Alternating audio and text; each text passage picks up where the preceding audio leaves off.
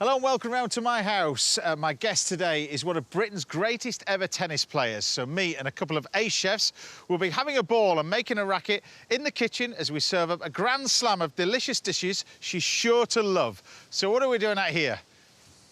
Well, enjoying the view, but let's get cooking. Come on inside.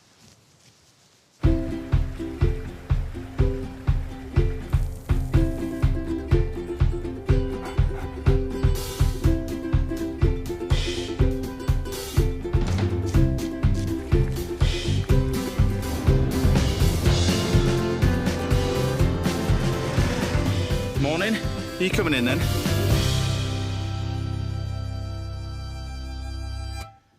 Good morning, and what a show we got lined up for you today. I'll be joined throughout the morning by British tennis ace Johanna Konta will be here. Looking forward to that one. I'm travelling on my islands to Highlands and another one of my favourite food adventures.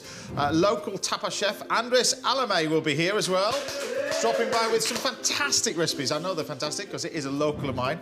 And don't miss this week's little masterclass when I'll be teaching you the ins and out of a classic prawn cocktail. But to top it all off, and this is the top, this is the icing on the top of the cake, the cream and the cherry on top of the trifle. You can hear already. We've also got a recipe from my already steady cook star, my good mate Lesley is here. Thank you. Good to see you. And you're on the wine already. Of course, my darling. You found my wine cellar. Oh, I did. And what a wine cellar it is. You happy? All good? I'm very happy. Life treating you well? Yeah, life's really good, thanks. So you're cooking for us. What are you going to be making for us later? I'm going to be doing a fragrant Thai vegetarian broth with crispy noodles. Sounds pretty good to me. Everybody's looking forward to this. Right, time to kick things off. And today I'm going to do a chicken and bacon Caesar salad. Oh.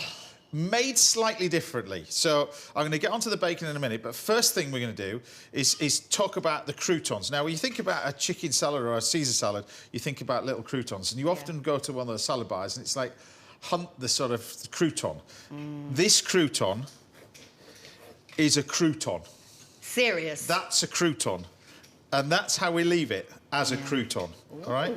So I'm going to take these sort of chunky croutons, a bit like that, and we pop this onto our tray. Because when they're that small, they're almost like sawdust, aren't they? Yeah, but these obviously we're not going to munch on these. We cut these down afterwards. But the point of this, it absorbs all the lovely flavours while we're cooking. So I've got some chicken breast over here, and you can use chicken thighs if you wanted to. And we're just going to pop the chicken over the top of these, just randomly over the top of there. And the whole idea of this is it cooks. I've done this before. I did it with a spatchcock chicken, which you can then just spatchcock it and then roast the whole things off and chop it all up. But I quite like this idea, and I've been experimenting, you see, last week. We take Good idea. It's going in my next cookbook, James. Is it really? Yeah. We take some extra virgin olive oil, which is really nice.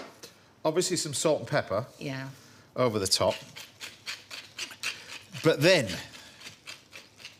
rather than put sort of any bacon on it, I'm going to introduce you to a very, very special place. A very special person as well, but certainly it's a very special place to talk about this amazing bacon. Because now we used to be a pig farmers. So I started off my sort of childhood working on the pig farm, fell in love with food from that. But there's bacon and there's bacon. Yeah. All right. So when we started off this in lockdown, I wanted to introduce the viewers, you guys out there, to all the amazing produce that we have in this country. And we do have some of the best in the world. Yeah. I know you love travelling as well, but I'm a great believer of the stuff that we have over here. But there's little hidden gems that not many people will know about it. Certainly the locals will know about it, but it's the little hidden gems that I think need to be talked about a lot more. So hopefully, by the power of the internet, we can go over to Suffolk to speak to Mark Thomas from Emmett's Ham about this beautiful bacon. I can see him there. Mark, welcome to the show. Morning, Jane. Hi, Mark. How are you? Thank you very much. Now, Mark, morning, Lesley. Now, tell us about this. I mean, this looks spectacular in front of me. Tell me about the history of the place, where you're standing now, because this is not a family business. You bought it recently, 2000, something like that. I bought it from the original family in May 2000. Tell me about the history of the building and the history of how it all started to the place. Okay, well, essentially, it was a village store, but a village store with a difference. And it's always been associated with pork and with ham. When I bought the business in May 2000 off the original family, when you came into the store, we sold bras, knickers, men's underpants, cigarettes individually, and all those sorts of things. Everything was done by account, Everything was done cash or checks. And the one thing that it had a name for was its Suffolk black ham. And we had a royal warrant to the Queen Mother for over 36 years. Tell us about the ham then, because the recipe's not changed, is it really? What goes in it? What makes it so special? Well, obviously top secret, but the ham itself is initially cured. We then marinated it in black porter beer, molasses and brown sugar for up to 6 weeks. And then we smoke it for a day or two in our heritage smokehouses. It's ham, not sham. It's just the leg of the pig, and all the pork I use comes from live but free range. So I think only about 3% of the pigs farmed in this country are actually 100% free range. Tell us about this slab that you've got in front of you, and tell me about this amazing machine that you've got behind you. Okay, so you have a side of belly, I have a side of loin. Look at that. It's cured exactly the same way. We dry cure it totally naturally, no nitrates. So my cure is natural salt, black pepper and fennel seed. We rub it into the fresh pork, and after around a week, we then obviously take it out of the cure and then start marinating it. And I said the sides of bacon, the legs of ham are in the marinade for 6 weeks. My mouth is watering. So I can put this bacon on my slicer. I love this. This machine, while he's slicing it, it's nearly 90 years old, this machine. We can have different thicknesses, so you can actually select the thickness of that you prefer. Look at that. And here are the aspects of cleanliness, etc. But some people want their bacon as thick as a chop, but we have it on number 6. So when we slice it, the platform moves forward, and you'll see how good it looks. Just That look at looks that. so beautiful. How good does that look? Now, And actually, you can eat this bacon just as it is. You have smoked salmon, which is not cooked, and you have poached salmon, which is cooked. But this you can eat just as it is. And also the amazing amount of flavour in the fats, and obviously you can utilise that. it looks amazing, to be honest with you. So beautiful. We're gonna leave you for a second because I want you to sort of reposition in the shop so you can show people the shop. Meanwhile, I'm going to create this lovely little dressing with it. We'll be with you in about a minute. Is that right? That's fine, James. Yep. Thank you very much. So I'm going to do a little Caesar salad dressing. Now, what you can do with this, to make it not as garlicky, but garlic flavour, but without the garlic breath. Yeah. What you want to do is, inside the garlic, if you split it open, there's a little sort of membrane that sits in there. You lose that out of the way. And then what you want to do is you take your garlic, and we're going to cook this in a little bit of milk. Yeah.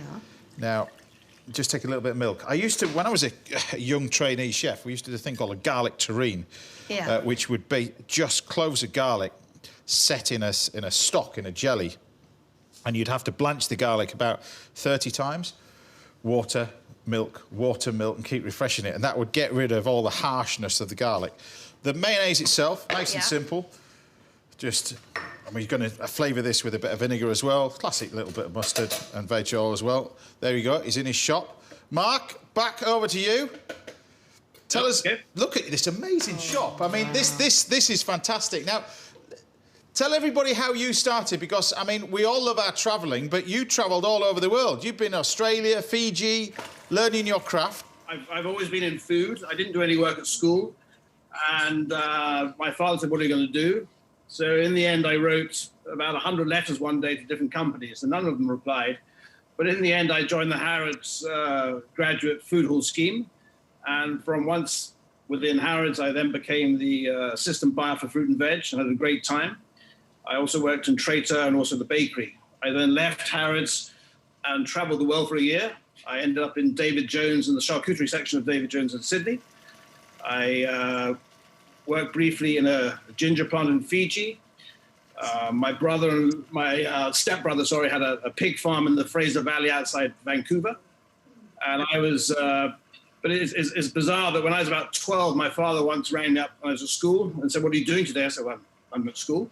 But in the end, he took me to the Royal Norfolk Show, and we ended up in a small marquee where there were about 10 sides of smoked bacon, all of their rosettes, and he bought the silver one. And so it's interesting that if you wind on 40 years, thereabouts, I'm now producing my own bacon in Suffolk.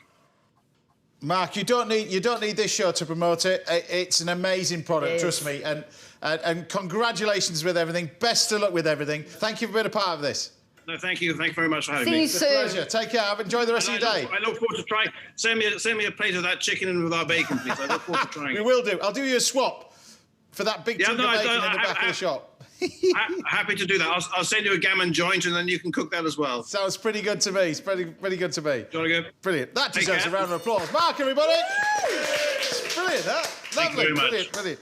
Right, so we're going to crack on. I love doing these. I love it. Yeah. So what we're going to do is I've made the dressing. So we've got Parmesan in here. Yeah. I've got some garlic in here. This is the cooked garlic. We can taste a little bit of cooked garlic. And then we got some anchovy. It's entirely up to you how much anchovy you want to put in, but we're just going to put a decent chunk of anchovy fillets. I love the idea of cooking that garlic in the milk. I think cooking the garlic in the milk makes all the difference. And also you can add the milk to it as well if you wanted to, but to bring down the dressing as well if you want. Salt and pepper over here. So a decent amount of salt, decent amount of pepper. We blend it all up. And that's going to create sort of our classic Caesar salad. Yeah. Now, if you didn't want it too thick, I actually quite like it thick. You can then loosen it down with a bit of milk if you wanted to. Yeah. You can put a bit of water in there. It's entirely up to you, but I actually quite like it like that. To keep that going, that's that. And the chicken, by the way, that goes in the oven for a good sort of 35, 40 minutes. Smell it. It smells amazing. This is good. This is going to be good. This is going to be good. So the dressing there is done. You've got your nice little bit of Caesar salad dressing, which is done. Grab your... Just a little platter. Just a little one. Well, That's Mark's a got his beautiful massive machine. I platter. just take a plate to equally suit his machine, really. But Butterhead lettuce. Butterhead lettuce. I'm going to My use this. I'm going to use favourite. this twice today, really. I love it. Chefs go through a little bit of a session with certain foods, and mine is this at the moment. It's just, yeah. Most people go through shoes and handbags obsessions. I go through lettuce. It's my life, isn't it? It's like... No, I get it. I'm the same about ingredients too. Yeah. Do you think it's a nostalgic thing as well? Growing up. to- I love the taste. Well, what? Yeah, I love the taste. I remember growing it as well, but I mean, you get the fancy lettuce. This is obviously your radicchio and chicory, but what I love about this is the bitterness of the leaves. I think when you understand food a little bit more, as you used to do from a 4-year-old kid, and you go beyond beans and not eating peas because they're green, those ones, but the colours and the flavour that you get from radicchio, this sharpness, but you've got to offset that with something else. But yeah, you have. another of course, thing... British watercress, you can't go far wrong. Well, you can't go far wrong for this because you can't go far away from this house to see it. I mean, we have it growing in watercress beds. Seriously, I mean, it's about 200 yards away from here, watercress beds, but they're... It's such a great thing to eat. I just think it's fantastic because I just think it's great. So a little bit of that. That looks beautiful. But then, of course, that's our dressing. Then, of course, we've got to talk about our chicken, which is in the oven. I can't wait to see this chicken. But this...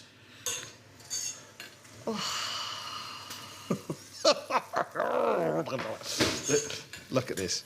We can take our crouton, but if you turn it over... In fact, I'll move this to one side over here so you can see what I'm talking about. But you take the chicken off... Take the chicken off the crouton. All the croutons soaked in all that. That's a really good idea, cooking the chicken on the crouton. Yeah, this cooks for about 35, 40 minutes. And what you want to do is you take the croutons, just pop that... Chicken fried bread, delicious. Chicken fried bread, you see. Then you can take your chicken and you just pop it on here, there and everywhere, over the top. And then you've got your... Well, put the dressing on, actually. Yeah. So if you want to water this down, we might just get a little bit of water. Sometimes it can get a bit too thick. But we can just take a little bit of this dressing and water it down a little bit. Just a touch of water will be fine with the Caesar dressing. And we can just... Well, that looks average, not? Looks all right, doesn't That it? looks amazing. But it's the warm, you know, this is the type of thing this time of year. People don't think of salads. You know, they just think salad's summer. Look at it. Salad-y-ed. Just look at it. Warm salads, those lovely, lovely warm salads in France that you get with the, you know, egg and stuff. Chicken livers. Crispy bacon, chicken livers, all that kind of stuff. But you get a nice little bit of this beautiful bacon. So there you have it, my sort of version of a salad. Now, when I was a kid, I was always taught never to eat anything bigger than my head. today is is a slight change of plan. Enjoy this one. Chicken Caesar salad, everybody. Wow. That looks fantastic.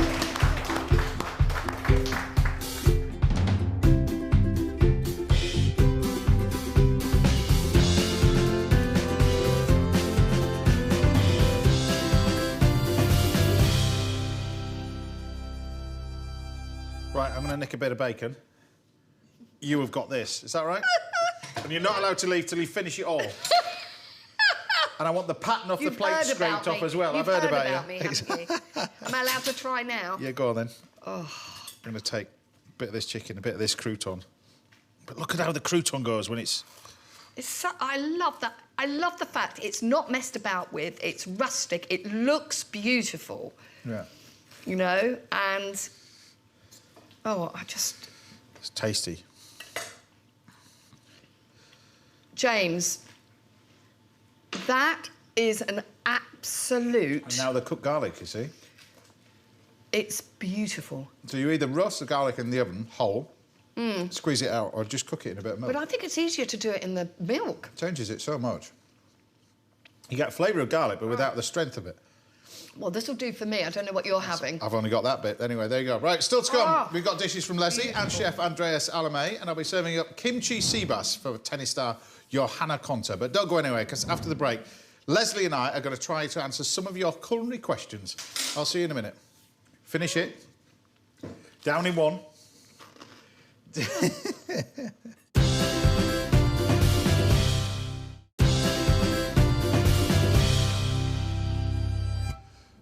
Welcome back. Now I'll be giving you a masterclass in prawn cocktail a little bit later. I never thought I'd be saying that in my life as a young kid.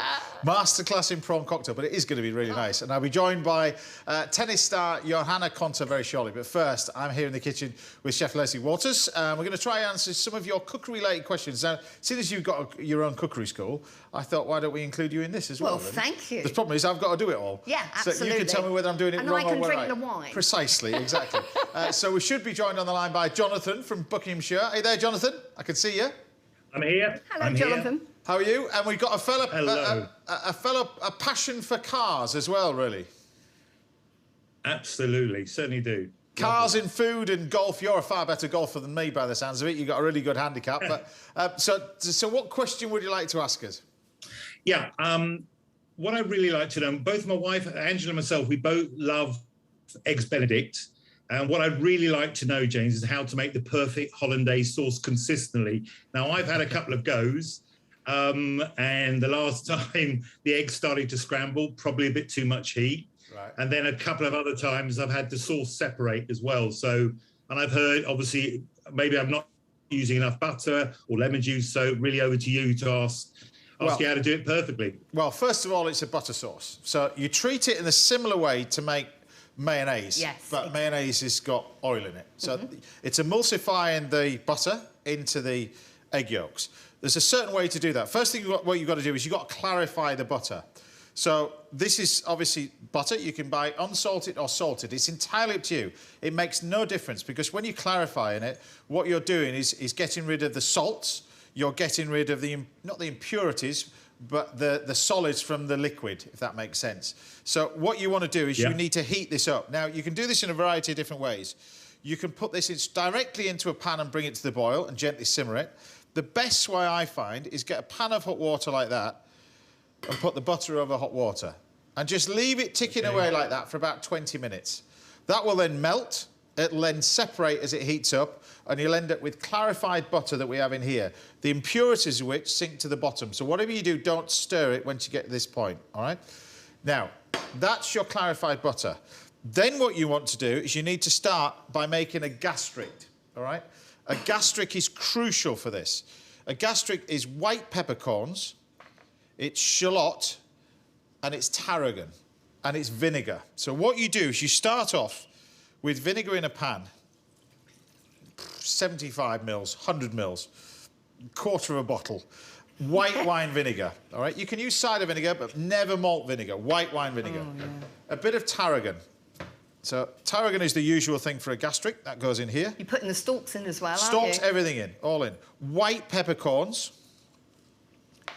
and shallot. Now, purists will tell you you've got to drain out the shallot. You don't do that, do Out you? the gastric. However, I've recently judged in the Roux Scholarship, and the two gentlemen that got me involved in the Roux Scholarship, Michel Roussigny, who once sat here, sadly he passed away a few years back, and Albert as well, were the greatest chefs this country has ever had. Not produced, they were French, but they would love their shallots into béarnaise, so you get that little crunch in it. What you want to do is bring this to the boil, and you almost reduce this down by half. And by reducing it down by half, you intensify the flavour. Now, we at the house, the Martin household, produce quite a lot of this, because this is my gastric, all right? So I've got my onions, Right, I've got my I certainly haven't got any of that. tarragon and everything else in there. We produce quite a lot of it, all right? Because when you're using a lot of it, this is important to use this kind of stuff. So, as obviously, I consume quite a bit of butter, you see. Really? Then what we want to do is we want to start off in here. Are you following this all right? Following it, Jonathan? You all right? I am indeed. Yeah, certainly. Yeah, this is what I haven't been doing. So now, what you want to do is, like I've got a bain-marie over here, pan of water. I've got the same thing over here, just a bowl with some water. Then we take the egg yolks. We put egg yolks in here. Now, really good quality eggs is the key, because you already start off with a yellow colour. Absolutely. Then you start off with a little bit of this gastric. So you can take some of this and think of this as a flavouring to this mixture. Yeah. All right? So you start off with about a tablespoon. You can always add more. Yeah. Right? Never take it out. So you want to then take your butter. The butter is at room temperature. All right? It's not hot. It's not cold. Room temperature. And gradually, in fact, I'll put it over here. I'll move that out of the way. You can see what's happening That's with this. where I think I went wrong. It starts to boil. But this is room temperature. Now, you probably added this while it's too hot. Yeah, that's what I did. I did it when it's far too hot and it started to scramble. You're probably clarifying the butter and then using it straight away. You must allow it to cool down a little bit. James, is the bowl touching the water, or is it the steam that's heating the bowl? It's the steam that's heating the bowl, but what you can do with this is you can do this in a machine. You know, you don't have to... I do mine in a machine. I'm quite lazy when I make So Jonathan, you can actually do this, like I've made mayonnaise a million times on the show, we're actually making it on the show today as well.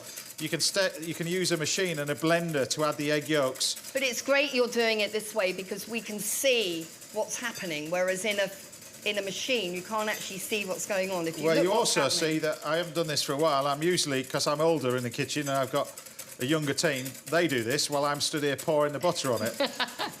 And you panic because you're adding the butter too quickly for them.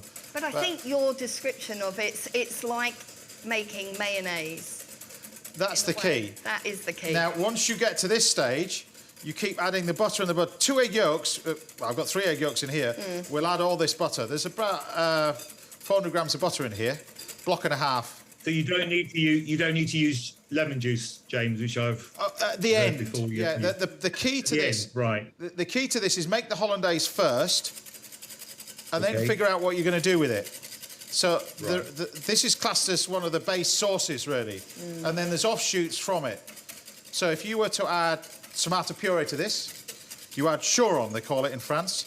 If you add mint to this, it's called paloise, blood orange. It's a wonderful name. It's called, well, there you go, Maltese is hollandaise with blood orange. If you were to add tarragon to it, you've got your classic béarnaise, that kind of stuff. Jonathan, can I ask you, when you did it, did you make a big quantity, 3 egg yolks, or did you just do it with 1 or 2? I did it with 3 egg Oh, yolks. you did it with 3 egg yolks? Yeah. 3 egg I yolks did at it with work. 3, You see, but I think the biggest problem I had, it was too hot. Yeah. As James says, you've got to let the butter cool down. yeah, just don't let it go to room temperature, but just let it Yeah. cool down. Thickening already, look at that. Let it It's cool beautiful. down enough. Yeah, but yeah, you can that's see perfect. already, this is thickened down. You know, it's already thickening up. And the more I add, the more thicker it's going to get. So I shan't continue to do that. I'll be just here for a fortnight. But you just take, you know, you've got your classic hollandaise, which that is, which will Wonderful. go over the top of your eggs Benedict Lovely. perfectly. And then Yeah. you season it. But you season it with white pepper, pinch of salt, so you don't get little black specks in it. That's your hollandaise. And if you want to season it with a little bit of lemon, the lemon is really to cut through the fattiness of the butter. But that's what that's doing.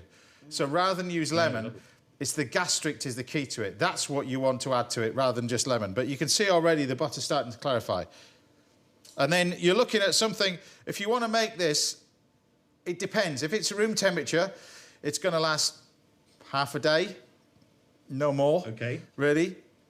But obviously you can't refrigerate it and then reheat it because that's where the problem is and starts to split. You can do it, but it's quite tricky because the butter will go to a solid. Simple as that. You can put it in if you can get one of those flasks with a wide neck, if you can keep it warm in a flask. See? But you need a wide neck. I knew I'd have Lesley here, you see. I knew there'd be something I'm missing out, but there you go. So you need to buy a flask as well, all right?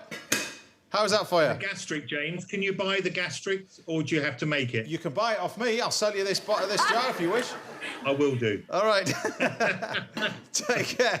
Take care. Fantastic, thank you. Thank you very much. Right, still to come, I'll be giving you a masterclass in prawn cocktail. Yes, prawn cocktail. And we've got dishes all the way from Lesley and Chef Andres Alemany. But don't go anywhere, because after the break, I'll be treating my guest, Johanna Konta, to my kimchi sea bass. You're going to enjoy that one. I'll see you in a bit.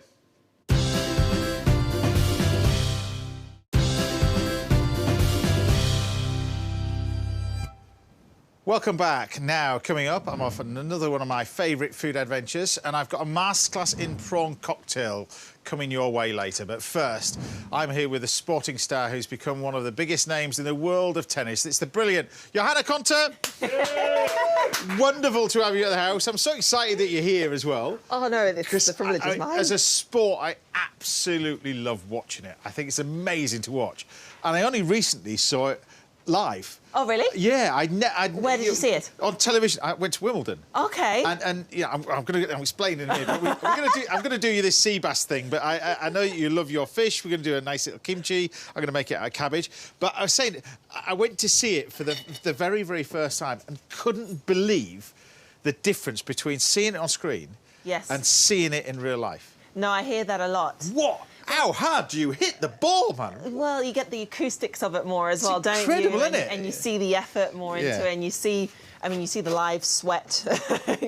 First of all, I mean, the fitness as well. I mean, because, it was 4 hours 15, I think. But the skill that, it was almost, you had power versus finesse, if that makes sense. But it was incredible to watch. Well, you need it, don't you? Because it's not baseball. We're not trying to hit it as far as possible. So you're trying to hit it as far as possible, but also very precise inside the court. So how did you get into it, first of all? Because first of all, from this country, you weren't originally, you were born somewhere else. Yes, I was born in Australia. Yeah. And my parents are Hungarian, so they actually met in Australia, and so I was born there. And my mum played some tennis. My mum's brother, my uncle, still plays. But was your grandfather was the sporty? My grandfather, my great-grandfather. So my mum's dad, he was a footballer. He played on the 1950s Hungarian Golden Team back in the day. And then he actually became a very good football coach. So there is definitely some sporting, I guess, genes in the family. However, for me, tennis came about more just because my parents wanted me to be active. They wanted me to have a hobby outside of watching TV. But my parents wanted to do that, and they kicked me out of the house and got me to work on a tractor, not playing tennis. Yeah. How does that? Was it somewhere local? Yes, there must be a point where you just pick up a racket and go, yeah, I'm actually quite good at this, even for a young age. So there was a tennis club right next to the school that I went to, and they did after-school care. Both my parents worked full-time, so they picked a group of us kids up there, and I guess there they said that I was half decent, like I had decent hand-eye coordination. What age would this be? I was about 7, 8 years old. What you can tell in a 7, 8-year-old, I don't know, but I guess I could kind of, hand-eye coordination. And then my parents were like, oh, well, let's give her the chance to learn properly so she can play socially. But it was more than when they put me into like a weekend competition where I was like, ooh, I love this. I love the competition part, So I'm just going to recap what I've done here. Is I've take the cabbage, we mix together with a bit of salt, and it softens the cabbage. So this is the first part of the kimchi. The second bit is warming up the liquor, the marinade that you got to go with this. So we've got rice wine vinegar that you just pop into our pan. And then you put star anise in here as well. So a couple of pieces of star anise, a little bit of ginger, a little bit of garlic goes in here.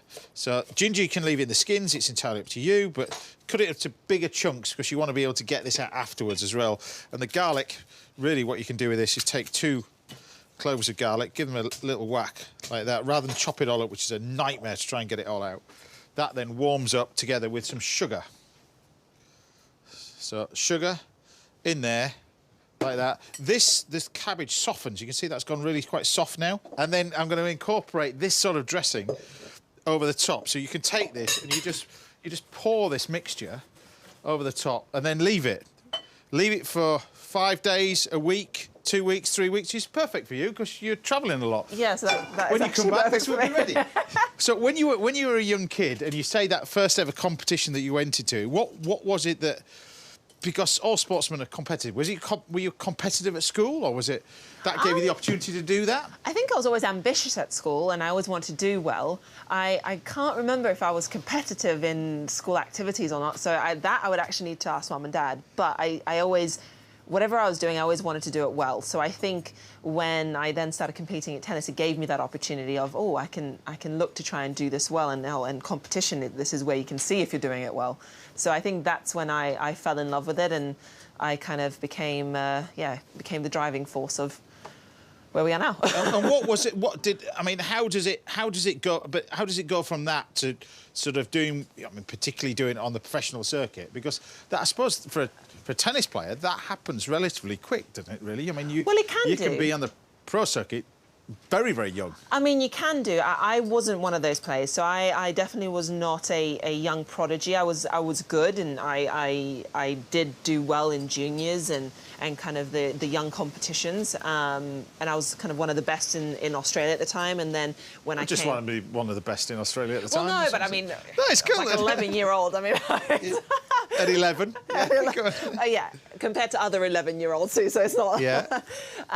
But yeah, and I think from there, I mean, a lot of sacrifice happens, a lot of commitment from myself, from my parents, and yeah. And then for me, I kind of didn't really make it onto the main tour until I was about 25. But I also find it's a fascinating job, your job. So we're taking the sea bass and I'm basically cevicheing this with lime zest, lime juice, a little bit of salt, a little bit of pepper, and we're just going to marinate this for a little bit.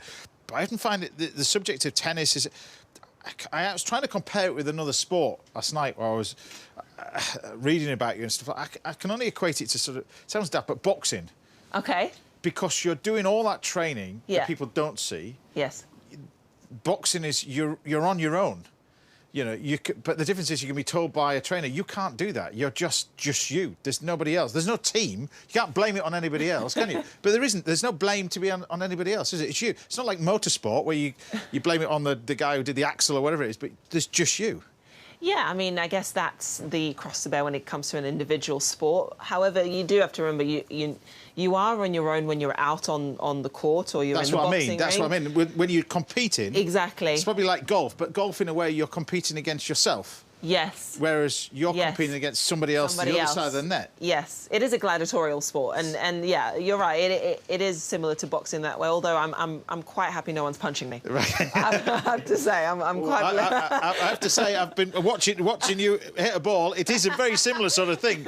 I've never experienced it, but I guarantee it probably is like that. So you mentioned I'm gonna recap the because somebody saw me on social media that I was asking too many questions last week. So I've got not concentrate on the food. So this is for you. They've probably gone shopping while they're watching this. But anyway, but we got in here the shrimps. These are little brown shrimps. We call these crevette gris. These are the Morecambe Bay shrimps, really, the peeled ones. But they had a lovely umami sort of flavour. I've got mint, coriander. I've added some lime juice, some lime zest. We take some salt and pepper. It's amazing, this. And you get this amazing sort of flavour from it as well. Lovely, fresh sort of flavour. And then I'm just going to pop this on. And the dressing I've made with a little bit of mayonnaise with a touch of anchovy. Now, I got this idea from a brilliant chef called Paul Ainsworth. It's not my idea. From Cornwall. And then he does this with some scallops. But you can see how the sea bass starts to marinate. Uh-huh. So it's cooking. Even though it's in lime, you don't need to cook, but it's curing nicely as well. So this is going to sit on here. And this goes on the top. So I just take this little dressing over here. Now, the whole idea is you break this up into sort of... There's a little creamy sort of dressing. So the actual dish itself is quite strong in terms of flavour with the kimchi and everything else. And then you take a touch of this sort of sea bass and lay it over the top. So of all the countries where you've been to, really, which is one of your favourite to visit? Because you must enjoy the food while you're there. Surely you must get chance to go out and see things. Where do you love on the tour then? So, I mean, you know what? I think over the years, as I've also gotten used to the places that I'm going, I've kind of tried to always try new restaurants when I'm there. So I kind of have this list of restaurants in New York now, and I have a list of restaurants in Melbourne. And so I kind of enjoy going back to all the ones that I like and then adding always one or two. Le Bernardine in New York. OK. You have to go there. OK. The most amazing fish restaurant in the world. OK. Probably one of the only restaurants that's 3 Michelin stars that based on fish. Oh, wow. Yeah. Le Bernardine. Le Bernardine. It's in New York. It's incredible. Can I have a pen and paper? I'll just come with you and carry your bags. If you're going to take me to Le Bernardine, I'll carry your bags for you. But, look, we've got a nice little dish over here, but this is a nice little oil to go with this. And that's kind of it, really. That's your nice little ceviche. And the idea is that when you eat it, you get a little bit of the sea bass, a little bit of the kimchi, a little bit of the cream sauce as well, really. But there you have it, a little ceviche fish with kimchi. And we'll chat a little bit more later. Sounds good. Easy as that.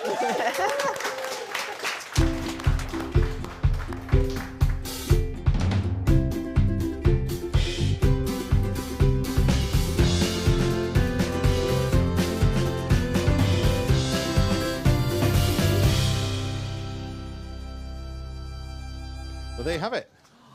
Bon appetit. You. Dive into that. See, it's not bad when you come here, really. You just get fed, you just talk about yourself, and then go home. This is incredible. It looks incredible, though. Well, the whole idea of it is just a mix and match of different flavours, but... I need to be ladylike here. I can't just absolutely scoff my face. You got the sea bass. You don't have to use sea bass. You can do this with salmon, but the idea is just leave it marinate for 2 to 3 minutes before you serve it. I love this dish. I was really worried because I'm like always going to be like fishy. It's unbelievable. It's not fishy. It's not fishy at all. It's not nothing at all. It's like fresh and like. Well, it's so exciting on your palate. It's amazing. Good start. Really good start. Do I have time to eat the whole thing? You've got time, because you've got a massive cottage pie a little bit later as well for your second course. Challenge accepted. There you go. And Johanna will be here a little bit later. And there's a prawn cocktail masterclass as well. You can eat that as well if you want while you're here. But join me again after the break where my old friend Lesley Waters will be firing up the stoves. I'll see you in a bit.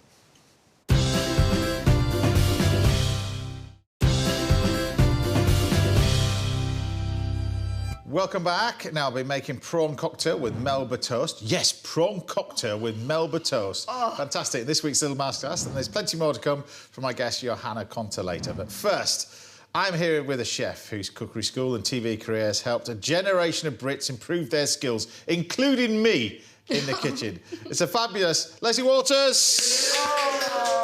Great to have you back in the house. What a lovely thing to say. Lovely to be here. Well, we've been mates for a long, long time. The days of Ready, Steady, Cook. Do you remember all those days? Yes, I do. I sometimes have the nightmare. The panic of the green pepper and the red tomato. So, none of which is on the... with lots of greenery on here, but what are you going to be making for us then? Well, this is a dish that I discovered 25 years ago when I went to Thailand for the first time for a month with my husband, and we went up to Mae Hong Son, and we did a 3-day trek, and we had the most wonderful guide called Grayson, and he would stop every few miles, and out of his backpack he'd take these little pastes and make these amazing meals. And we were told to wear very expensive walking boots, and he did the whole thing in flip-flops. I mean, he was amazing. Yeah.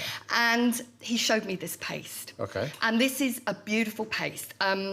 It's great for vegetarians because there's no shrimp paste or fish sauce in it. Okay. It's quite delicate. Yeah. So we've got lemongrass, kaffir lime leaves. Now, the lemongrass, what you've done with that is I've just smashed it, taken the outer bit out, off, the dry bit off, and then just literally chopped it. Because it's quite fibrous, isn't it? You want to chop through the fibres. If you can't get fresh, you can get that dried stuff, which is quite good, and you can kind of soak that. Yeah.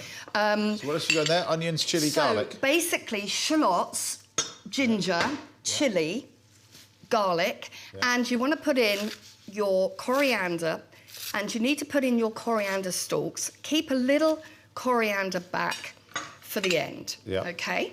Now, about a year after I came back from my first trip to Thailand, I went out again for the BBC, and they shoved a wok on my back and threw me into Bangkok, and I looked like a Ninja Turtle in Bangkok. Right. And I went to cook for this wedding, and the dish that I'm going to show you now is the dish that we did. So hit the switch, a little bit of rapeseed oil or vegetable oil in there. Yeah. Whoops. And then I'm just going to stick on the heat.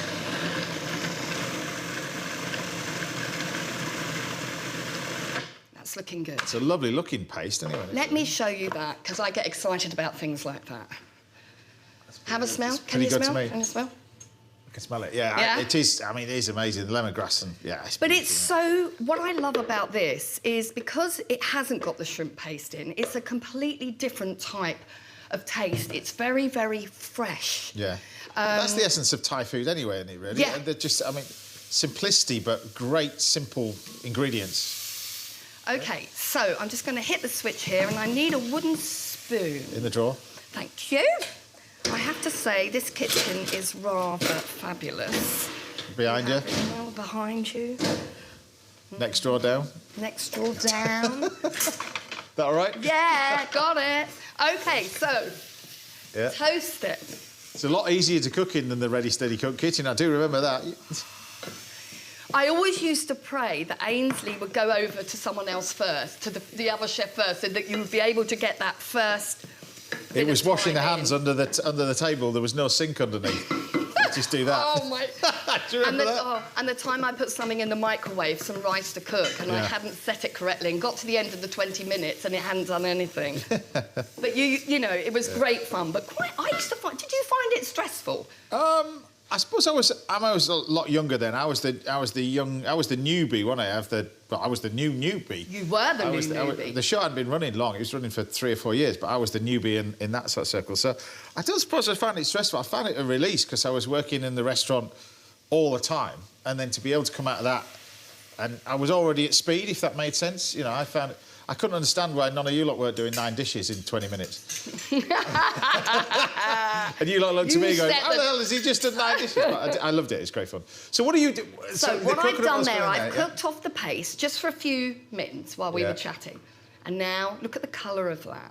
Yeah. Now what I'm going to do is add my vegetables. So if you wanted to, you could have fish, you could have prawns, chicken at this stage. But we're going to do this veggie. This is how I first had it. Yeah. The broccoli has just been roasted, or you could grill it, just to give it a bit of extra flavour. I love broccoli just on the grill with olive oil. I did it the other day. I love it so much. I did it the other day. It's just, you just take the broccoli, just a little bit of oil, and just put it under the grill. Under the grill. Or 5 minutes, and it chars as well. Hot oven, olive oil, and the same. But grilled broccoli is amazing. It just, I don't know, it's a bit like raw peppers and roasted peppers. It's two completely different things. Right, OK, so I'm just going to... I've got the nuts in there, the cashews. Okay. And I've got the broccoli in there. You could use cauliflower, mange tout, you know, whatever sort of floats your boat. And now what I'm going to do is I'm going to deep fry some noodles. So these are the vermicelli noodles, are they? Yeah, these are just the rice noodles. Yeah. And what I'm going to do is just check that the oil is hot enough. Yeah, of course it is, because it's in your kitchen. All right? And this is... Literally, if you haven't got a deep fat fryer, just do this in a wok. Don't please tell me that guy that carried that wok around travelling with you with his flip-flops on wasn't carrying a deep fat fryer. No, he wasn't, because this was the dish that I did a year later. I used his paste, you see. The story was working, but there's fundamental flaws in your story there. You can do these ahead if you want. So if you don't want to be deep frying when your guests arrive, you can do these the day before and put them on some baking parchment and just stick them in the oven to reheat them. Yeah. So you haven't got to worry. Amazing, though. They come up so quick, don't they? Like poppadoms. It looks a bit like my hair when I haven't put conditioner on. Right. OK. All right. So we're nearly there now. Right. Right. So last thing that goes in is spinach. Yeah. OK? Baby spinach leaves. So do you flavour that? You got lime? Lime is at the end as well, is it? Yeah, a little bit of lime at the end. And I'm going to turn this off now because just the residual heat is going to be enough. Yeah. Squeeze of lime going in. So have you been back to Thailand since then? You must have done, haven't you? No. Haven't been back to Thailand for 24 years. Not since the BBC paid for a Not trip for you since- to go out there. Absolutely. Absolutely.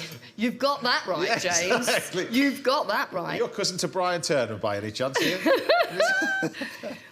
It was amazing, though. Really, really amazing. Now, I just want to make that just a tiny bit... It's very, very hot, so I'm just going to add just a tiny bit more of that vegetable stock. And you're writing a new book as well.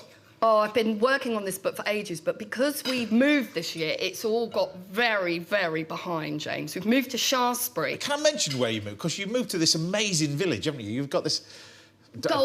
Gold Hill. This is the very famous Yorkshire village that wasn't in Yorkshire. Yeah, From in the very Shaftesbury. famous advert.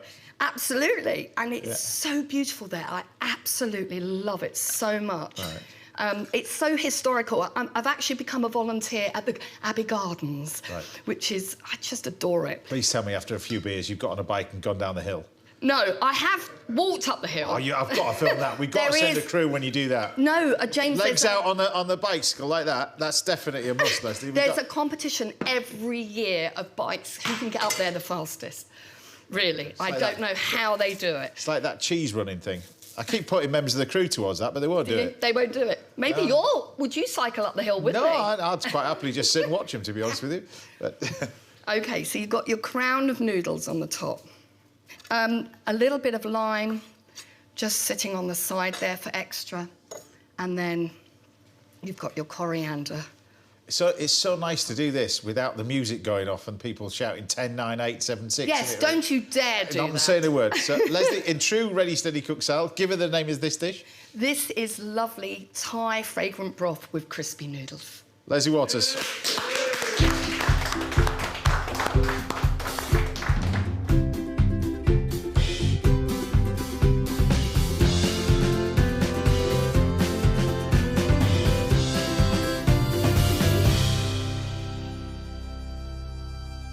Right, I'm looking forward to tasting this. I hope you enjoy. Lesley, I'm looking forward to tasting this. It won't be too hot, it's quite gentle. Is it? A bit like me. Is it? So if you want it hotter, you can add dried chilli flakes, but I just kind of like the freshness of it. Oh, wow. Oh, it's delicious, though, isn't it? That paste is fantastic, isn't it? Really, really fresh. And as I said before, you know, you don't have to have it vegetarian. You can pop in fish or chicken or beef strips. Even if you just put a piece of fish with that, it would be lovely. Yeah, absolutely. Very light and delicious. I love the noodles as well. Great. Lesley, everybody. Fantastic. Thank you for being here as well, and good luck with everything. Thank you. Right, Chef Andrea Alemany will be treating me to 2 classic Spanish dishes very shortly. I'll be making lunch for my guest, Johanna Konta, at the end of the show. But after the break, I'm leaving Hampshire behind and hitting the road on another one of my food adventures. I'll see you in a minute. This is delicious. Really, really nice. Thank you.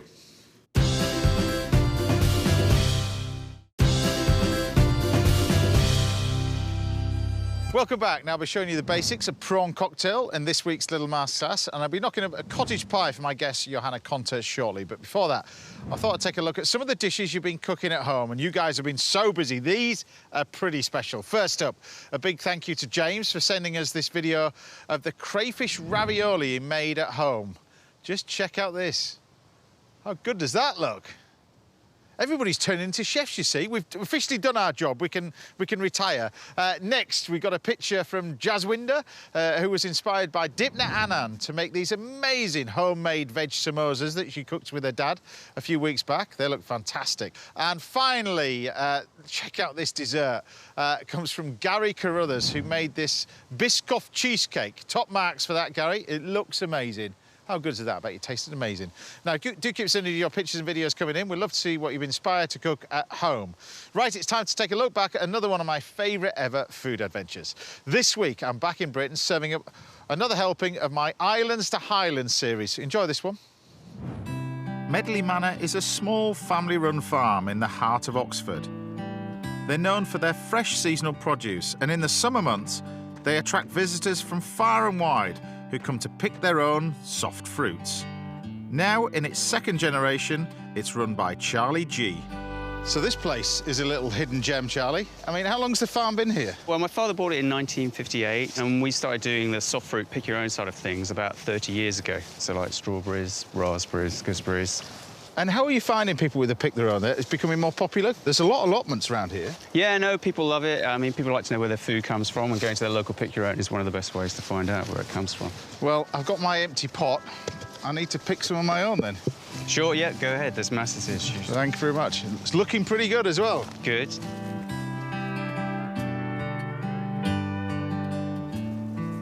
Now, for anybody that's been to a pick your own place, you'll realise that it's one for the pot, one for me. This is fantastic. There's something uniquely British about this. I know it sounds daft. I know they've got pick their own all over Europe and America, but it just brings back memories of your childhood, doesn't it, really? And these particular variety are Glen Fine. They're absolutely fabulous. And I'm assuming a Scottish variety because my raspberries are nowhere near what these are at the moment. You can tell. I mean, look at the size of that thing. Beautiful, beautiful. And I can't wait to make a classic dessert with these fresh raspberries. And all I need is a quiet spot. Now, we came here to do this first dish because this was Oxford's most peaceful setting until about 10 minutes ago, when literally buses of school kids arrived. It's insane. Anyway, this is wonderful. It's a classic dessert that you'd never really see on the menu anymore, really. It's a Charlotte Royale, and it uses custard at its base. Now, I'm cheating for this one, because this is where you can do this at home. This is a little bit of shop-bought custard. Not the glow-in-the-dark fluorescent yellow stuff, just fresh custard from the supermarket, mixed together with a bit of fruit that we got from our wonderful little pick-your-own, together with some cream, a little bit of Swiss roll, and then this is the thickening agent for this. This is gelatine. Now, what you do need to do for this is soak it. But what I'm going to do is just warm up our custard. Now, while that's warming up, we can prepare the rest of our ingredients ready over here. I've got some whipped egg whites, and we can start whipping this up. Like I said, this dessert is a real classic. Then once you've done the egg white, we can then turn our attention to the cream. Now, double cream for this one. Now, what you're aiming for is every one of these ingredients the same texture. So be careful not to over-whip the cream, which is quite handy. Now, when the custard is nice and hot, then, and only then, do you add your gelatine. And then mix this over the heat. So only take it off the heat once all the gelatine has dissolved, and pour this mixture into the bowl.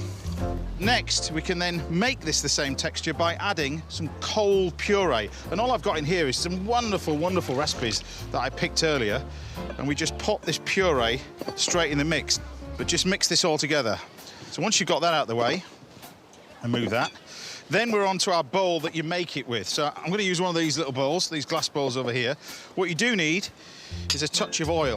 So just grab a little bit of olive oil. Now, this is quite crucial, the oil bit, because it's going to be a lot easier to turn out, but also a lot easier for the lining to go in, because it's going to stick to the inside of the bowl if you use some cling film. Now, when you pop it in, make sure it goes right into the bottom.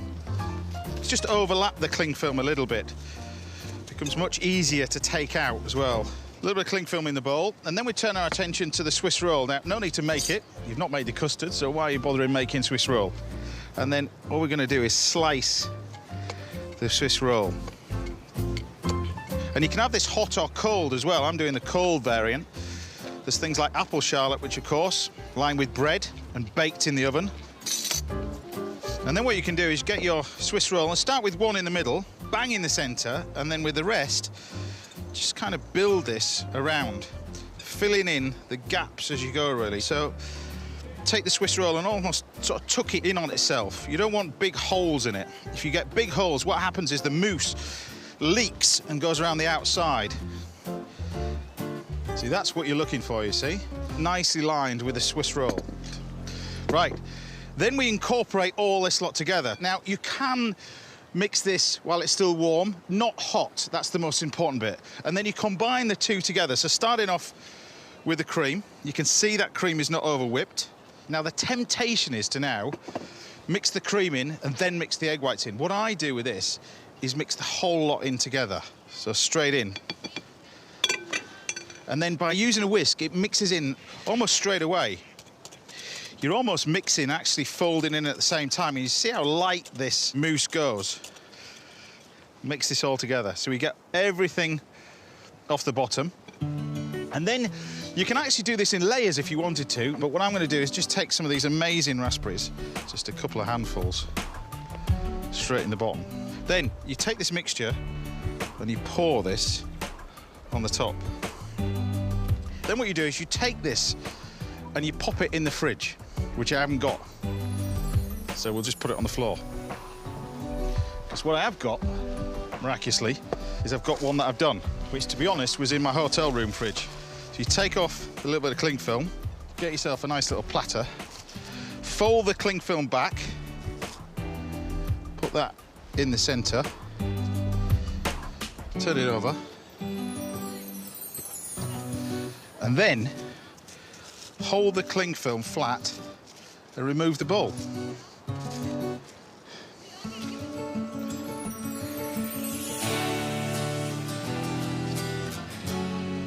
And we can finish this off with a selection of fruit. I've got some beautiful fresh strawberries here. I've got some red currants. I've got some gorgeous raspberries. And you can pop a few of these around the edge, like that. A few of these on the top. And then just a few sprigs of mint. See, and there you have it. A classic Charlotte Royale. Cheers. And no, I'm not going on one of these. I'd rather feast on this dessert. It's a magical part of the world we live in, and we can call it home as well. Still to come, local tapas legend Andreas Alemany will be bringing a taste of Spain to the kitchen, and I'll be making cottage pie for Johanna Konta in a bit. But see you back here in a couple of minutes for a masterclass in prawn cocktail with Melba toast. Melba toast, when was the last time you tried that? 1982. Anyway, I'll see you in a minute.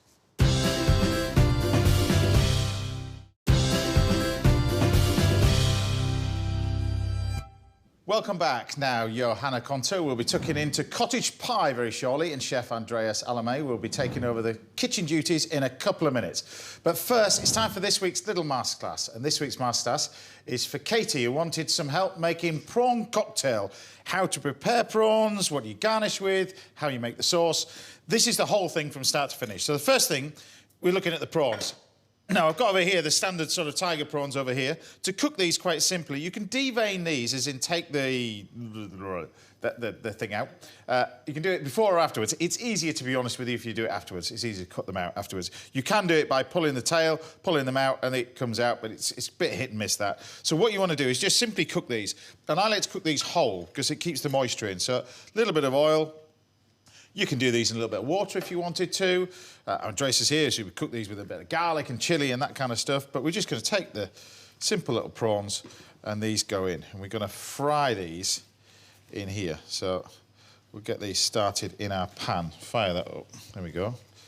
So like I said, if you're going to do these in a little bit of water, this is also fine, but just fry these with a little bit of colour. That's that one. Now, the key to this is the sauce. And the sauce, first of all, you've got to start off with a mayonnaise base. Now, you can use bought-in mayonnaise, which is fine. However, it is much, much better and much more tastier to make your own mayonnaise. Egg yolks, mustard. It's always, always done with Dijon mustard. Never English mustard. English mustard is far too strong. So 2 egg yolks, a good heaped teaspoon of Dijon mustard in there. Start the blender and keep that going. And what you want to do, first of all, is just emulsify the egg yolks and the mustard first. Now, while we're doing that, we can then turn our attention to our prawns over here. Now, like I was saying, you can add a little bit of water to this. So all you want to do is when you get to this stage, when you turn them over, just to speed up the cooking side of it, is just add a touch of water and they'll sort of nicely steam as well. You can actually steam these as well if you wanted to. But you just get a nice bit of colour on it, take a little bit of water. They go in there and continue cooking these. These will cook really nicely. Now, turn your attention to our mayonnaise. Mayonnaise is usually, if not always, done with vegetable oil or some oil that has no taste. But gradually, you pour the oil into the mayonnaise. Our prawns are looking pretty good. Just give these a quick saute over. You can see they don't take very long to cook these, but they're almost cooked all the way. Just a couple of minutes, that's all they take like that. We can take these off. Switch the heat off now, and they'll continue just to cook slightly and cool down at the same time. So keep adding this thin stream of oil. You put this on here, and you gradually keep pouring it all in. And it gets thicker and thicker and thicker. The misconception is, the more oil you add, the thinner it gets. It's actually the opposite.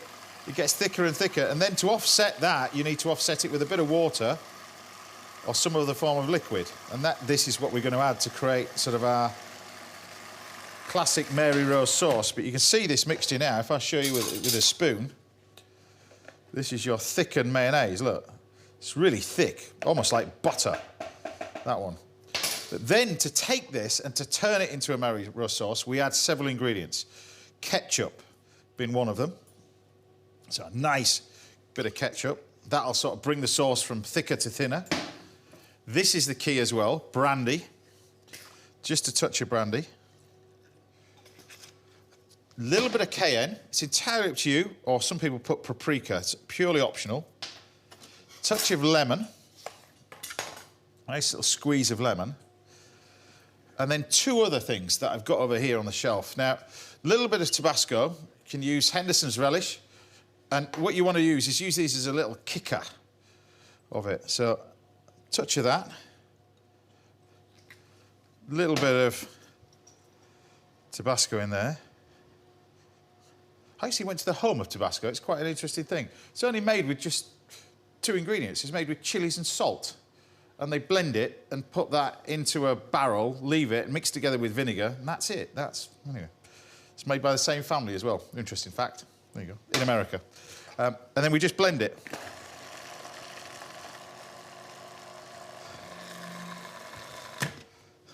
And there we have it. So you've got this beautiful, rich, look, lovely sauce that goes fantastically well with your prawns, everything else. So I'm going to leave that, and I'll leave a little bit for the garnish as well. But obviously we've got to mix this in. Now, with the prawns themselves, the best way to tackle these, this is quite interesting when you work in a restaurant to watch people tackle these, or watch people try and tackle a lobster and crab whole as well. It's the same thing. The key to this is treat this into sort of 3 parts. You've got the head and you've got the shell, all right? So the best way to do this, first of all, is to remove the head. And there's a natural join there. You just snip that bit off, all right? That's the first bit. Then with the prawns themselves, hold them by the base of the tail and peel this from the leg part upwards. So you're peeling it up and over, if that makes sense, like that. And when you get to this stage, you can actually pinch this and it'll come off, like that. So you've got the tail. So same thing again. Treat this in 3 parts. The head comes off. Then you take the tail and you peel it from one side of the legs to the other side of the legs, if that makes sense, like that. Then squeeze the bottom and it'll come off. I'll do one more. So peel like this, right over, squeeze, and then remove that. So they're nice and clean. Then, once you get to that stage, we can then turn our attention about removing the middle bit, the unpleasant bit. What you want to do with this is just, the easiest way to do it is cut along where the top of the prawn is. You imagine there's a line along the top there. It's not underneath, it's on the top. Is then to take a knife like that and open it up, and you'll end up with that bit there, and we can just remove it, all right, like that. All right, same thing again, along the back here. Now some of them, there you go, there'll be less than others, so you don't need to go searching for it and breaking it all up. So again, slice down the back. There you go, nice and clean. So it's all nice and clean there. So they're all clean. We can then take these now and chop them up. You can put them into your prawn cocktail with your other prawns as well. That can go in there. Bit of salt and pepper, of course. So a bit of salt and pepper. And there you have your base for your prawn cocktail. So the key to that is the sauce itself. That's that bit. Now, also, harking back at the days of the Bernie Inns, people watching this in the younger generation will not have a clue what I'm talking about, but they used to be a special treat when I used to go out as a kid. Once every 3 months, we used to go to a Bernie Inn and have a fancy steak, which was just a steak with fancy mustard, which was just French mustard. You couldn't get it anywhere else. But you'd have Melba toast. And you'd have Melba toast with everything. Now, I love doing this because it just harks back from your childhood, but it is fantastic. So Melba toast, you start off with thin white sliced bread. You can do this with wholemeal bread. And what we're going to do, first of all, is just pop it under the grill and toast both sides of it. So keep your eye on that. While that's happening, we can then turn our attention to the lettuce for this. It's my house. There we go. So we've got a bit of the lettuce. It's always, what I think for this, we call butterhead lettuce, and this is the butterhead lettuce, like that. Beautiful lettuce, this. Anybody that grows it in the garden knows that it is fantastic, but you do have to go searching for insects that are stuck in the bits of the leaves.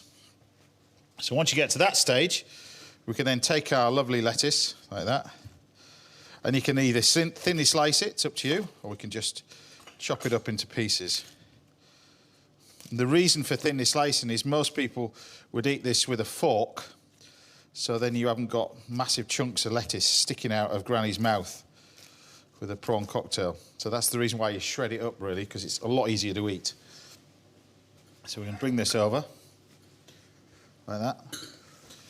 So once we get to that stage, we can take our lettuce, which is looking good, start to build this up.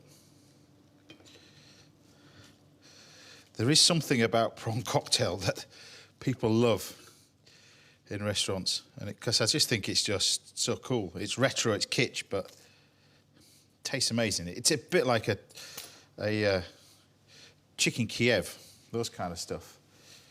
Tastes amazing. So keep the lettuce as well.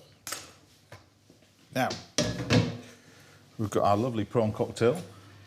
It's not far off. Keep your eye on your toast.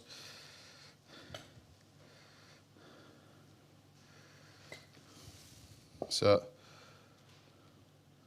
prawn cocktail. And you've got to put plenty on as well. So, don't be tight with it as well. Put plenty on. Those. And those.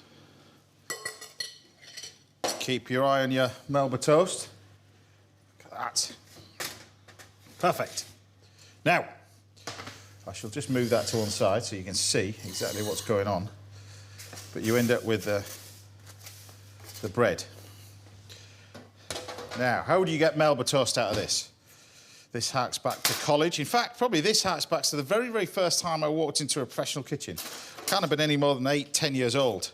So I remember this from a young kid. So you take the crusts off, like that. So the crusts come off. Then you take a serrated knife and you cut right through the middle. While you're doing that, right through the centre, like that. So you end up with this. Same thing again, just repeat the process. Crusts off.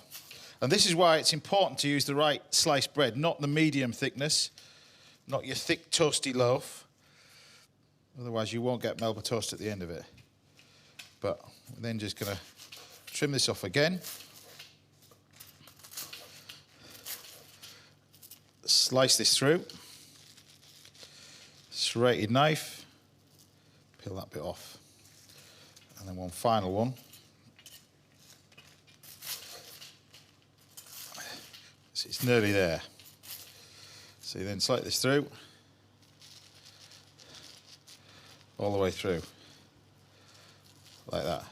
Then, the important bit is with this, rather than cut it in half and pop this under the grill, what you want to do is you want to rub this.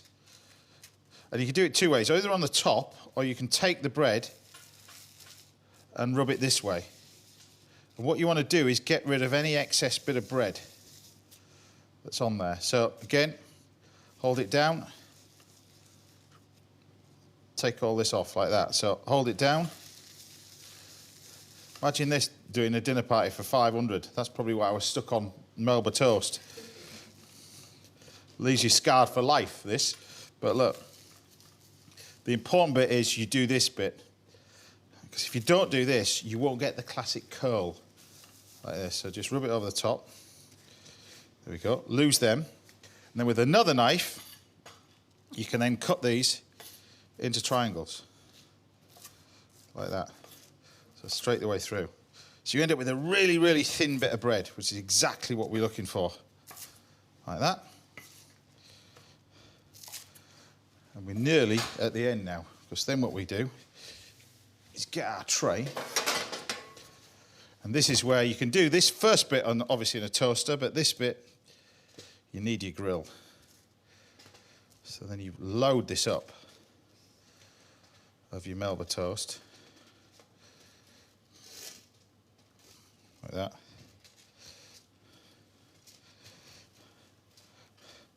And then pop this under the grill again with the under toasted bit pointed upwards. No oil, nothing, just straight under the grill. Now, once we've done that, we can turn our attention back to our prawn cocktails just to finish it off. We've got a lovely bit of sauce. Now, if you want to loosen this down again, you can do. We'll put a nice little dollop of our sauce over the top, like that. You can then take another little prawn, take a wedge of lemon,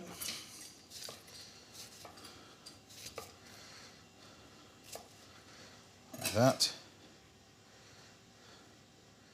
Keep your eye on your Melba toast. It's looking good. Like that. It's looking really good. I'll put a nice little prawn on it like that. Look.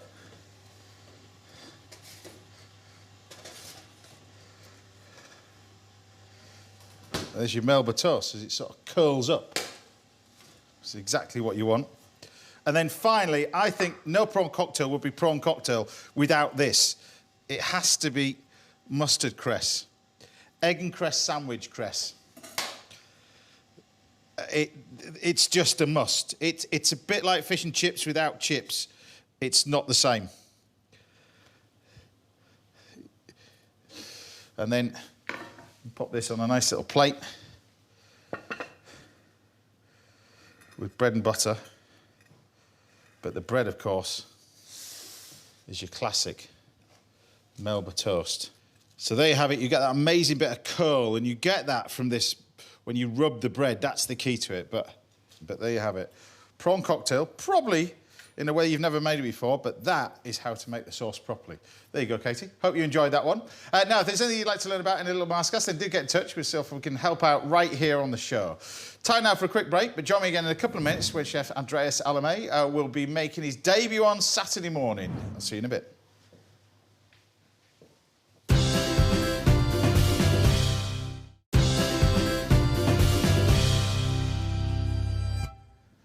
Welcome back. Now I'll be making lunch of cottage pie for my guest Johanna Konta shortly. But first, bringing a taste of the Spanish sunshine and tapas to the Hampshire countryside. It's the award-winning Andreas Alemany! Wonderful to have you on the show because you're literally a stone's throw away from here. Yeah. And we met because I went out for a meal and I tasted this food and going, what on earth is this? It was amazing. I said to the chef, you're coming on the show, and he's here. So you're here. Thanks so much. Thanks very much. You're here. And the restaurant is called? Pulpo Negro. And it's based in Alresford? It's in Alresford, yeah. Broad Street. And it's fantastic. It's tapas but your tapas is pretty special. You're going to do two little tapas for us as well? We are. We're doing two dishes, I think two of my favourite dishes. Yeah. One is the tomato bread. And I think the reason I want to do this is because so many people ask me how it's done. And it's really easy. Really. Now you're going to give the game away, you see. I know we're going to give the game away, but Andreas, hold something back. Hold it back. We're going to give it away because people know about us now. We've been there 7 years now. Yeah, I know, it's amazing. Yeah. So how do you make this amazing tomato bread? So there's no secret. All you have to do is get the best possible produce, the best tomatoes, the juiciest tomatoes, the best bread, good olive oil. You don't have to go mad on the olive oil prices. Just a good extra virgin olive oil and salt. That's it. That's it. And some good garlic, obviously. Right, so you're going to start off with another... Are you going to start off with that first, or are you going to do the potato No, one? we're going to go on then to another dish that we opened the restaurant with. It's called gypsy potatoes. Yeah. And it's a really simple combination of potatoes, egg and mushrooms. Sounds pretty good. And it's all yours. Fire away. What are Thank you you going very to do much. first? So first we're going to get these... we use a variety of potato called Mayan Gold. Right. And these are one of the oldest varieties of potato in the UK. In fact, probably one of the first varieties to be brought over from Peru. Yeah. And they are a beautiful golden colour. And what would be, if people can't get all those, those wrapped potatoes, you can get those, but they're a bit waxy, those, aren't they? They're not the same as I mean, those, you could... I've done it with Maris Piper before. Yeah. It just hasn't got that beautiful golden colour. You can buy these online. I've seen them, but they are hard to get hold of. I mean, you can't find them in the supermarkets. So you're giving it away, but not all of it away. Exactly, yeah. So tell us how you fell in love with food, because you were brought up in Spain. Yeah, so... Whereabouts in Spain? Born in Barcelona. Right. My father's Spanish, mother's English. And then you moved to... What do you think about moving to the UK? Because you moved to the UK at quite a young age, didn't you, really? So I did, yeah. But I was very excited. I was only sad because I couldn't take my cat. Right. But that was it. But it was but apart from that, I was very, very excited. I take it the cat you didn't leave behind at the airport, it was well looked after. He was well looked after, yeah. Okay. I've been told, Just before you start writing in, it wasn't just left. Right. So what about the spuds then? So we're going to get these potatoes in the pan. Yeah. Generous with the garlic. Because the Spanish don't have like the garlic, do they? We love the garlic. Yeah. So you can chuck them in whole as well. So in we go with the garlic. So in we go with the garlic. Let's put a bit more olive oil in there. So yeah. I would get more. So yeah, good pinch of salt, garlic, potatoes. And you've got one over there that's just sat there, OK? Yeah, I've got one here because it does take about, I mean, a small pan might take about half an hour, but we cook at the restaurant in a big pan, 45 minutes to 60 minutes. OK. In there. Right. Sounds good. We've got these going. We've also next? got, right, we're going to start on the, so now that's cooking nice and gently. Yeah. We're going to start on the tomato bread. So, OK, so tomato bread. Yeah. So this is, I don't want to sound like, you know, like a chef who always says, oh, hey, this is how my mother used to do it, but this is really how my mother used to do it. And this is served in, I mean, Barcelona particularly, you'll see this everywhere. Yeah. If you've never been there, it's a staple. It's a very Catalan thing. Yeah, Catalan, pan con tomate, pan tomacat, that's how it's called. Yeah. But what we do is get really juicy tomatoes. And people won't realise how simple this is. I know. But this is it. You'll never be able to grate the skin.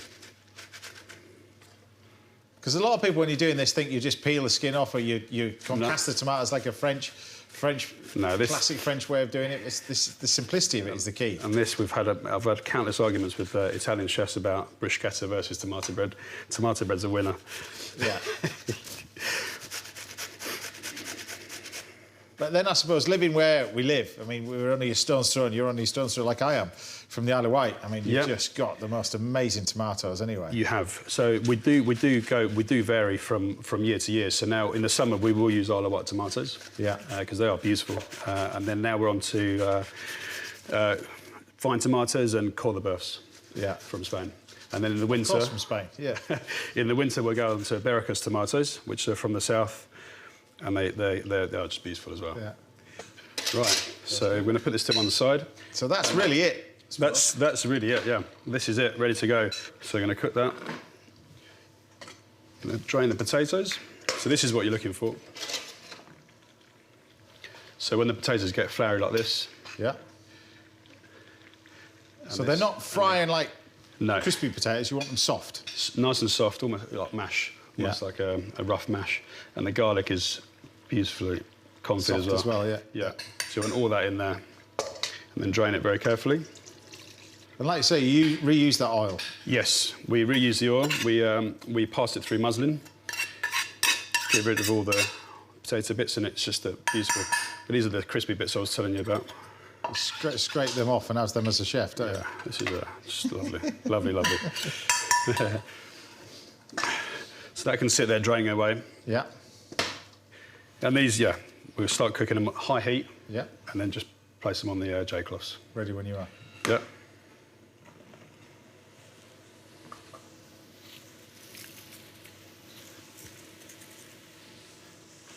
And also, when you look at your place, not only you've got your tapas, But you've got that amazing chalkboard. As soon as you walk in, it's got this massive, great chalkboard. Yeah. Meat Fest.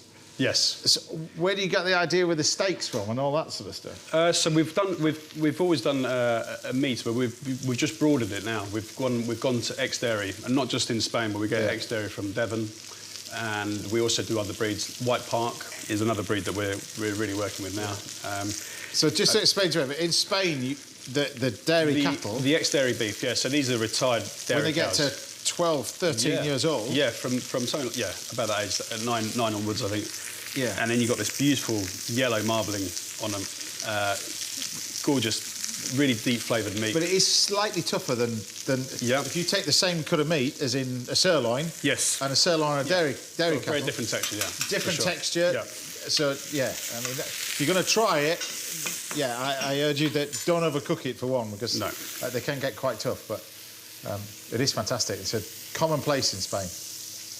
Absolutely, and we've started doing that now. We're always on the board. We've got different weights, different cuts. Yeah. Cool, and then we can get this back in.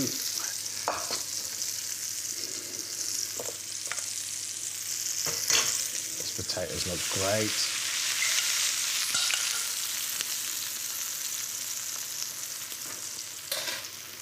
It's like being back in the restaurant now, because your restaurant's all open plan now as well. You can see you all at work. It is open plan, yeah. I feel like I'm just down the road now. It's great. So this you just mash up really roughly. Right. Taste it for seasoning. You want to crush all that garlic in it as well. So would this be a common tapas that you have in Spain, this one? Well, the combination's pretty common. I mean, potato, fried egg, mushrooms, the tapa is pretty common. So when we played around with the dish, that's what we wanted to do.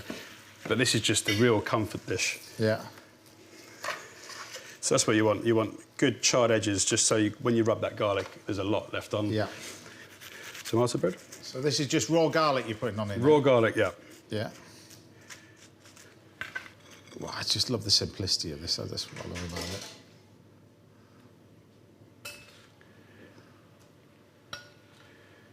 about it. You've ruined the myth now. You've ruined it. Well, I had to get out there. You're so going to many ruin people it. You're not going to sell them in the abundance like you did before. You've knackered that one. Nice and just generous with that. Looks fantastic. How good does that look? Right, next one. So that's one tapas. One tapa. Yeah.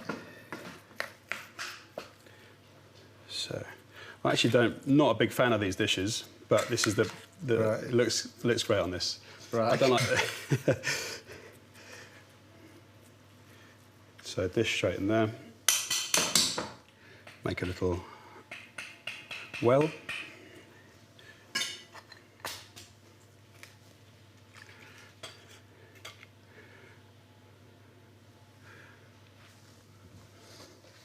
So you want the egg yolk in there. All right. In between the hot potato. And the idea with this dish, you crack the egg yolk in, and then you work from the outside in. So it begins a dressing and a sauce all in one? Yes. Yeah. And it makes a rich potato dish even richer. Then we finish it with a bit of set powder. Of course, a bit of set powder. Now, actually, funny enough, you can buy this. You can buy it, set powder. Yes. I saw this in the supermarket the other day. Yeah. Yeah. Bit of salt on the yolk. So give us the name of these two dishes. So this is pan con tomate and gypsy potatoes. And that sounds much better in Spanish. Give us it in full Spanish. Pan con tomate. Well, gypsy potatoes we haven't got a name for it. Haven't they? No. This is you haven't got a name for gypsy potatoes in Spanish. It's not very glamorous, that is it? All right, then give us a name for it in British and Spanish. Pan con tomate and gypsy potatoes. That's what it is.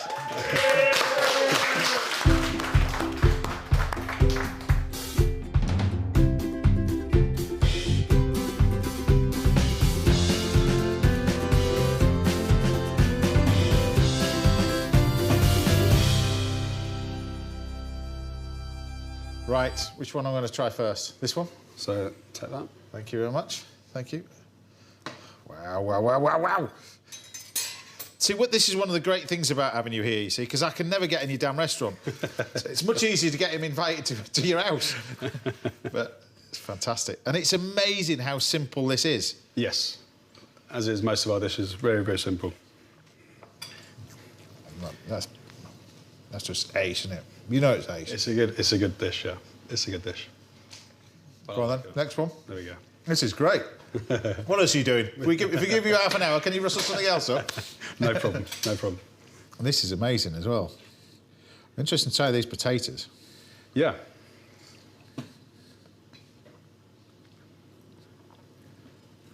That's like olive oil mash, but yeah, different again, isn't it? But with the garlic. The garlic in there, and if you crack the egg, and then a little bit of the yolk with the seps. Yeah, delicious with the mushrooms as well. That's fantastic. It's brilliant. Andreas, everybody.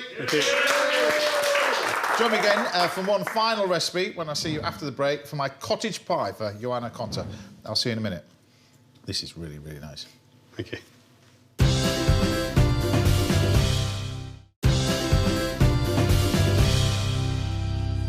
Welcome back to the last part of the show. I'm back in the kitchen with my brilliant guest, the one and only Johanna Konta. Good to have you. You're stuck around all day. So we're going to start off with I read the list of food that you love. Yes. And I spotted cottage pie. Yes. Clocked it, and I went, right, how can I make cottage pie taste amazing for you?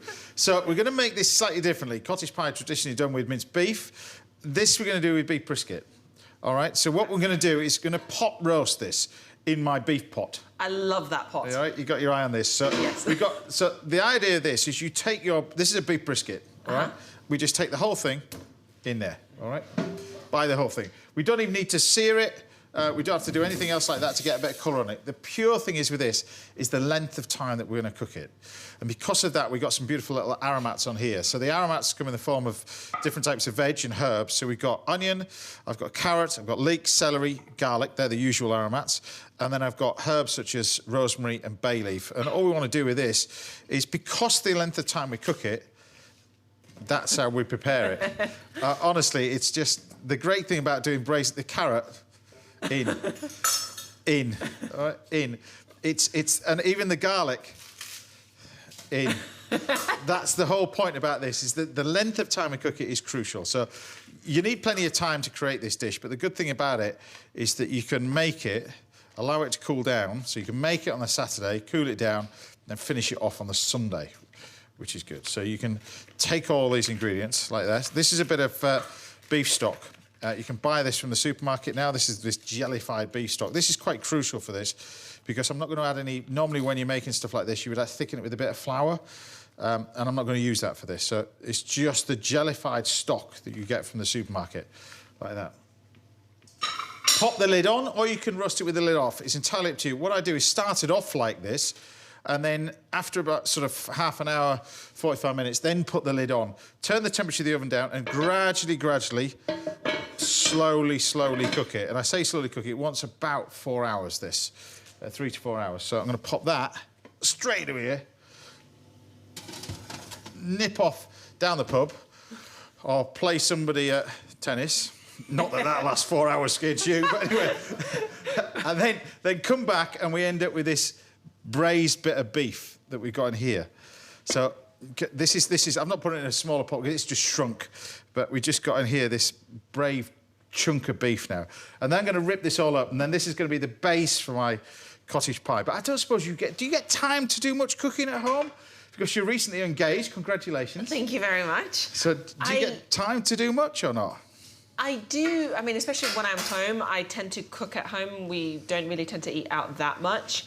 But ever since I moved out of home and moved into my own place for the first time back in 2017, I kind of unleashed myself onto the kitchen a little bit, and I started enjoying baking and cooking. So, yeah, no, I do enjoy it. Because we've seen you on Bake Off. I remember seeing you on that one as well. I was so scared. Honestly, I was terrified. Right. And also, I was surrounded by like artists, for goodness sake. Like, I don't know if you saw the showstopper, like the final one we had to do. I did, yeah. And I mean, I was still you know, quite pleased with myself because Paul Hollywood said mine tasted really good, and I was like, you know what, my job's done. It tasted good. I mean, it was never going to look good, let's be honest. But then everyone else's looked like pieces of art, and there's my sausage dog cake that's literally so remind everybody what you were supposed to do and what yours looked like. Well, you were meant to do your biggest fear, but then I don't really have a biggest fear, so then I kind of played on a little bit, and I was like, well, if my sausage dog left me, that's probably my biggest fear. Yeah. So then I did my sausage dog. It tasted good. It was like chocolate and hazelnut and whatnot, and it was baked well. Didn't really look like the sausage dog, did it? No, no, it looked like more. Yeah, no, it didn't. Because I mean, I mentioned the fact that you recently got engaged as well. You got, I mean, 4 dogs. The love of your life are 4 dogs as well. Yes, I mean, they are. They are. Yeah, yeah. I mean, poor Jackson, my fiance. He tends. Yeah, he usually is around 5th in line. It's usually the 4 dogs and then Jackson. so back onto the tennis as well. So what's 2022 going to bring to you? I'm just going to take the beef and pop this back into it and season it up, because I mean, to say you've not had it easy, but not had it. Nobody has it easy in that game, but injury particularly has sort of blighted your career, and COVID got in the middle of it as well. Well, I mean, I wouldn't say I've had that many injuries, but in the most recent history of my career, I've had kind of a knee issue that I've been managing, and it hasn't been easy. But I think this year, to be honest, I've just had rotten luck, I think, a little bit this year. So, I mean, right now, it's just going to be about assessing kind of where I am and then kind of taking it from there of what I want to do, how I want to do things moving forward. And I suppose you train so hard for that. It's a bit like the Olympics, you know. Yes. I mean, that must have been one of the pinnacles of your career as well. You know what? Representing GB in Rio in 2016 is probably the highlight of my career, I would say. I mean, it was incredible. Above all the slams and everything else like that. No, it really was. It was that feeling of where you really immerse yourself in something that's just bigger than you, and you really felt it. It was not about, you know, my match or my sport. It was this collective team. And I guess I'd never done a team sport when I was younger, so I was so excited to be immersed in just this environment of athletes, and we were all there kind of supporting each other. And I would come back from a match of mine, and I'd have some divers and hockey players and rugby players just being like, oh yeah, I watched your match. And I was like, what? You watched my match?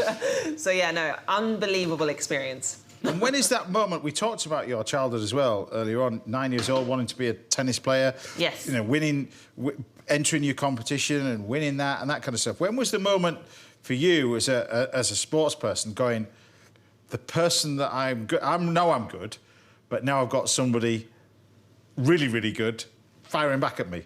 When was that moment? There must have been a defining moment at that bit, because you must have been really good and you're beating everybody else and thinking, when was the moment where you thought, was that when you turned pro or? No, not quite, because if you think about it, as you come through the different stages of your career, you are constantly faced with other players who are as good as you as well. And so, even at a young age? Of course, because you are playing with your peers at that time, and your peers are going to be at your level because they'll be playing the same tournaments as you. But what keeps, I guess, players and young athletes in their sport to give them a chance to become professional is luck, resources, and yeah, health, really. And look, I've just got the mashed potato over here, so you just take the mash like that. You can do fancy designs on it. My granny used to use a fork. I mean, you say that's not fancy, you say that's like, but, you know, that's not how it looks to me when I just put something in a pot. That's not how it comes out. Well, then what you can do then is then you take this and pop it in the oven, because this then, keep the oven, fire the oven a little bit hotter, obviously, 200 degrees. This wants to cook for about half an hour, 40 minutes, something like that. But then I always think, with cottage pie, you have to serve it with frozen peas. It's just not still frozen. Well, do you know what? Have you ever eaten frozen pea? No. Just that. You're joking. You've never eaten a frozen pea like this? No. No, just try them. Are you serious? Yeah, I'm serious. But just don't swallow it. Just. Oh, that's quite nice. Frozen pea. Calms you down. Cools you down. Ooh, frozen peas. This is it. See, next time you're about to walk out in Australia in that heat, that tense atmosphere, frozen pea in your mouth. Frozen pea. There you go. Okay. That's what it is. That's what it is. Don't Don't blame me if it all goes wrong. Right, so we're going to take our... Just be coughing. Yeah, exactly. It's that frozen pea. Yeah, and that's a frozen pea, not a bean. It's a big difference. All right. So then, look, we take this and you pop your cottage pie in the oven. Look at this. And then we pop this one back in here to continue to cook. About half an hour, 40 minutes, something like that. And we end up with what we got in here. So I'll just grab a plate and then we'll serve this for you. And then we take out, look at this. Oh, wow. So what I've done with the whole idea of this beef is you braise it and then it goes like this beautiful stew. So you've got the mashed potato, but then you've got, look, you've got this beef brisket that's all sort of shredded apart like that. And then you grab your peas that goes with it, which is a must, frozen peas. But also, with the peas, you have to then, you know, I know, I've seen your diet, health kick, I've seen it, but I can't resist. This goes on there. Like you love your butter on toast. Yes. Peas without butter. It's not peas. It's just not happening. All right? But there you have it. You even have peas. Yeah, my version of cottage pie, done.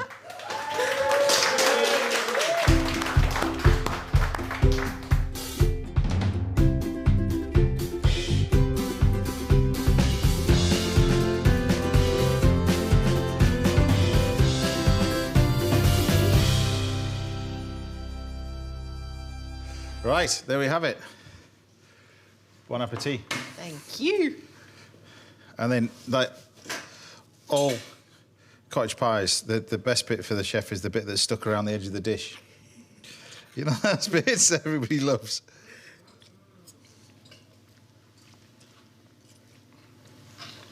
It's good cottage pie. That was very good. It's tasty, isn't it? That is very good. Happy with that? Very happy. It's nice, isn't it? Oh, yeah. There you go. That's all we've got time for today. A massive thank you to my guests, Mark Thomas, Lesley Walters, Andreas Alemany, and of course the brilliant Johanna Konta. Good luck next year as well. Good luck, we'll be watching. We'll see you back here, same time, same place, next Saturday morning. We'll be joined by more top chefs, other brilliant guests. Until then, take care, stay safe. Thanks for watching. Bye for now, everybody.